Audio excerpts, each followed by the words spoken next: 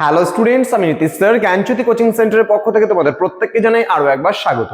তো স্টুডেন্টস, আজকে আমি তোমাদের সঙ্গে আলোচনা করব উচ্চ মাধ্যমিকে যে সমস্ত ছাত্রছাত্রীরা চতুর্থ সেমিস্টারে পড়াশোনা করছো, পশ্চিমবঙ্গ বোর্ডে যারা রয়েছে তাদের জন্য আজকে দ্বিতীয় অধ্যায় থেকে তোমরা দেখতে পাচ্ছ মার্কস 4 এখানে রয়েছে একটা অতি গুরুত্বপূর্ণ বিষয় আলোচনা করব, যেটা তোমাদের পরীক্ষায় আসার সম্ভাবনা রয়েছে 100%।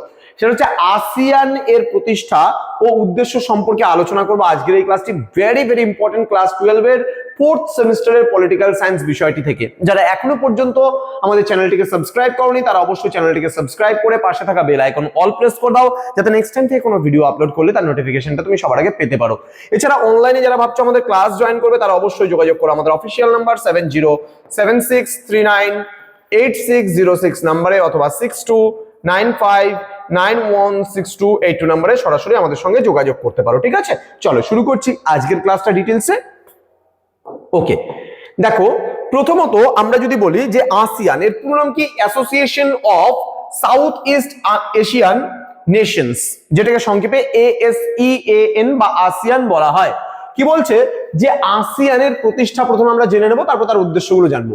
আসিয়ান কি বলছে যে association of south east Asian Nations হলো দক্ষিণ পূর্ব এশিয়ার 11টি দেশের একটি অত্যন্ত গুরুত্বপূর্ণ আঞ্চলিক জোট। এখানে বি কেয়ারফুল, আমি আবারও প্রত্যেককে বলছি বি কেয়ারফুল।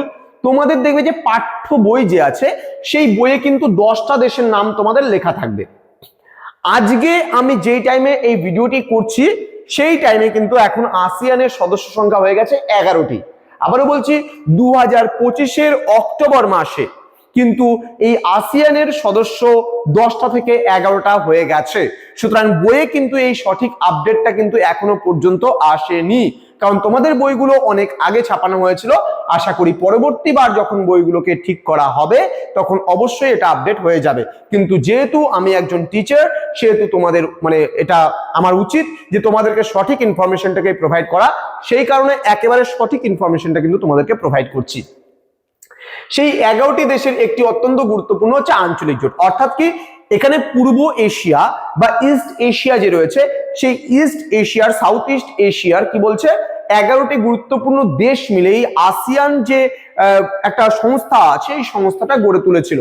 কি বলেছে যে আসিয়ান প্রতিষ্ঠিত হয়েছিল 1967 সালের 8ই আগস্ট থাইল্যান্ডের রাজধানী ব্যাংককে। ঠিক আছে, ইন্দোনেশিয়া, মালয়েশিয়া, ফিলিপাইন, সিঙ্গাপুর এবং থাইল্যান্ড এই 5টি দেশ কিন্তু ব্যাংকক ঘোষণাপত্রের স্বাক্ষর করে কিন্তু তোমার আসিয়ান গঠন করেছিল। বর্তমানে এর সদস্য সংখ্যা 11টি। এবার আমি এখানে লিখেও দিয়েছি পাশে ব্র্যাকেটে 2025 সালের 26শে অক্টোবর কিন্তু যে 47তম আসিয়ানের যে সম্মেলন হয়েছিল সেই শীর্ষ সম্মেলনের সময় পূর্ব তিমুর বলে একটা দেশ রয়েছে সেই দেশ কিন্তু আসিয়ানে কিন্তু যোগদান করেছিল। তাহলে এখন বর্তমানে আসিয়ানের সদস্য সংখ্যা 11টি হয়েছে। আমি এখানে যদিও বা সবগুলো দেশের নাম দেইনি, পরে যখন আমি আরেকটা ক্লাস নিয়ে আসবো 2 নম্বরের ক্লাসগুলো তখন আমি আসিয়ানের সমস্ত দেশগুলোর উপরে আলোচনা করব তোমাদের। ঠিক আছে, আচ্ছা, তো আশা করি আজকের যে আপডেটটা আমি দিলাম সেটা তোমাদের বুঝতে কোনো অসুবিধা নেই। তাহলে থাইল্যান্ডের রাজধানী ব্যাংককে হয়েছিল প্রতিষ্ঠিত 1967 সালের 8ই আগস্ট। 11টি দেশ তোমার হচ্ছে দক্ষিণ পূর্ব এশিয়ার কিন্তু 11টি দেশ মিলে। আসিয়ানের পুরো নাম association of south east Asian nations. Okay, তাহলে এখানে কি বলছে প্রথমে ছিল 5টা দেশ নিয়ে গঠন করা হয়েছিল, কিন্তু পরবর্তীতে এখানে তোমার 10টা দেশ এতদিন ধরে ছিল, কিন্তু 2025 সালের 26শে অক্টোবর থেকে পূর্ব তিমুর যখন থেকে যোগদান করেছে তখন থেকে আসিয়ানের সদস্য সংখ্যা হয়ে গেছে 11টি। এটা কিন্তু অবশ্যই মাথায় রাখবা। এবার আসিয়ানের মূল উদ্দেশ্যগুলো কি আমরা জেনে নেব। কেন এটা গঠন করা হবে, কিসের জন্য এটা গঠন করা হবে, দুটো উদ্দেশ্য চেয়েছে, আমরা একটু দেখে নিচ্ছি। বলছে আসিয়ান সনদের মাধ্যমে এই জোটের উদ্দেশ্যগুলিকে সুনির্দিষ্ট করা হয়েছে। এর প্রধান উদ্দেশ্যগুলি কি কি রয়েছে? 1 নাম্বার বলছে আঞ্চলিক শান্তি ও স্থিতিশীলতা বজায় রাখা।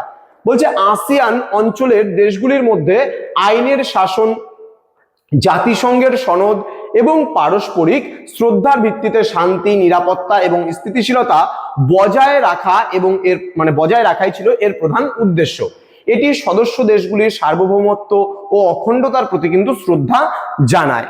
নেক্সট বলছে অর্থনৈতিক বৃদ্ধি। পরবর্তী পয়েন্ট অর্থনৈতিক বৃদ্ধিতে কি বলছে? অর্থনৈতিক বৃদ্ধি ও সামাজিক সাংস্কৃতিক উন্নয়ন। বলছে সদস্য রাষ্ট্রগুলির মধ্যে দ্রুত অর্থনৈতিক বৃদ্ধি, সামাজিক উন্নতি এবং সাংস্কৃতিক উন্নয়নকে ত্বরান্বিত করা এর অন্যতম লক্ষ্য।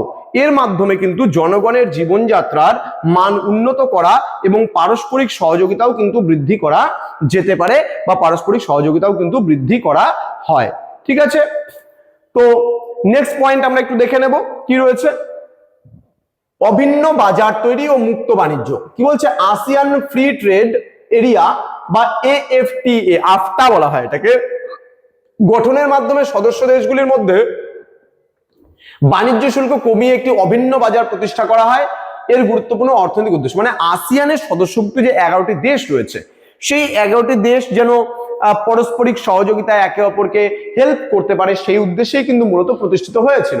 বলছে এর ফলে এই অঞ্চলের দেশগুলো বিশ্বব্যাপী আরো বেশি প্রতিযোগিতামূলক হতে পারবে। এইবার সাপোজ আমি ধরলাম, যদি মনে করো আজকে নেপাল, বাংলাদেশ, ভারতবর্ষ যদি একত্রিতভাবে এরা চলতে পারে, মানে এক ধরনের মুদ্রা ব্যবস্থা নিয়ে চলতে পারে, যেমন আমাদের রুপি আমরা বলি, ইন্ডিয়াতে কি বলি? রুপিস বলি, তাই না? তাহলে এই রুপি বা রুপিস নিয়ে যদি আমরা বাণিজ্য করতে পারি বিভিন্ন দেশের মধ্যে, তাহলে বর্ডার পার হওয়ার সময় কিন্তু আমাদের মানি এক্সচেঞ্জ করতে হয় না, বা এই দেশ থেকে অন্য দেশে কোনো কিছু আদান প্রদানের ক্ষেত্রে মানে কোনো সমস্যা হয় না। তো এই জিনিসগুলো করা যেতে পারে এক ধরনের মুদ্রা থাকলে পারে, তাই না? তো বলছে এবার আঞ্চলিক ক্ষেত্রে সক্রিয় অংশগ্রহণ, শিক্ষা, স্বাস্থ্য, বিজ্ঞান, প্রযুক্তি এবং প্রশাসন সহ আন্তর্জাতিক ও আঞ্চলিক বিভিন্ন ক্ষেত্রে আসিয়ান রাষ্ট্রগুলির মধ্যে ঘনিষ্ঠ এবং কার্যকরী সহযোগিতাও কিন্তু উৎসাহিত করতে পারে।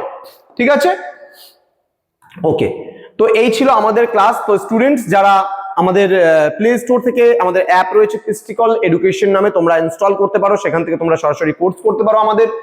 দেন pistikal.com নামে আমাদের ওয়েবসাইট রয়েছে, স্কুল স্টাডি আমাদের মেইন ইউটিউব চ্যানেল রয়েছে স্কুলের আন্ডারে। দেন রয়েছে আমাদের অফিসিয়াল নাম্বার, তোমরা ভিজিট করতে পারো।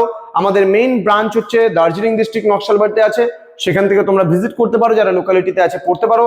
আমাদের CIN নাম্বার দেওয়া আছে, সেই CIN নাম্বার বলতে সেন্ট্রাল গভর্নমেন্টের পারমিশন নাম্বার, আমাদের মানে ইনস্টিটিউটটা বৈধ কি অবৈধ সেটা তোমরা জানতে পারবে এই নাম্বারটা দিয়ে।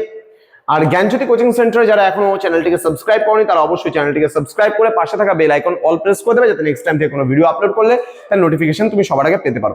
দেখা হচ্ছে তোমাদের সঙ্গে খুব তাড়াতাড়ি আরো একটা নতুন ক্লাস নিয়ে। তোমরা প্রত্যেকেই ভালো থেকো, সুস্থ থেকো। Thank you so much, thanks for watching after all, thank you.